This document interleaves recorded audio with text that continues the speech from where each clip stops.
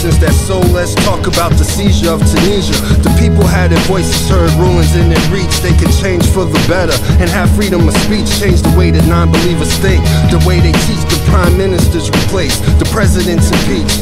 Signing into Twitter's the only way to hear the truth. People can't take a stand cause there's snipers on the roof. But where'd they get those guns from?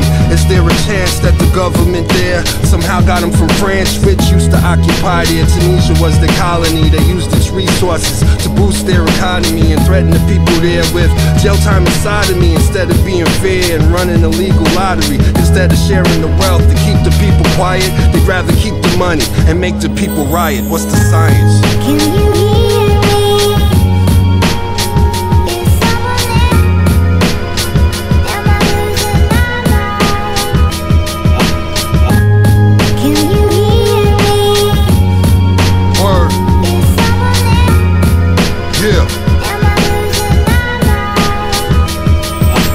Graduate from college, work hard and be smart, but the government there will still confiscate your card like you graduated from Harvard. They're hunted by some murderers that want to take your money and eat all your burgers up, make you a burglar, telling you don't try to be an entrepreneur cause the tax is so high that you set yourself on fire. The ambulance goes by pretending they don't see you, and the people they won't cry, but the people they do see you. The people they will rebel. The people want heaven but the government wants hell. A government like the mafia thinking it's so easy till a hero comes along like Muhammad Bouzizi and uses his education to give his life a boost.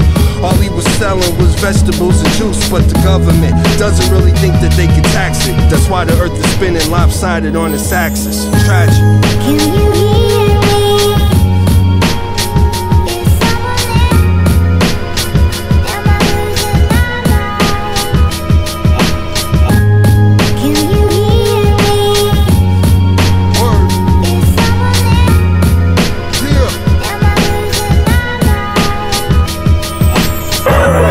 Mohamed Bouazizi could not have known that his desperate act would trigger a wave of protest across the North African state. The graduate was forced to sell vegetables on the street to make a living, but police repeatedly confiscated his produce, saying he didn't have the proper permit. On December 17th, he doused himself in petrol and set himself alight in front of a government building in the town of Sidi Bouzid. He died in hospital on Tuesday evening. Within days of his attempted suicide, unrest erupted across the country as people took to the streets in anti-government protests. Police and demonstrators clashed, leaving 3 dead and dozens injured. Images of many of the demonstrations were caught on amateur video. The latest clashes were on Monday. Security forces fired tear gas to disperse a march in the western town of Tella. Demonstrators responded by setting fire to the ruling party's local headquarters.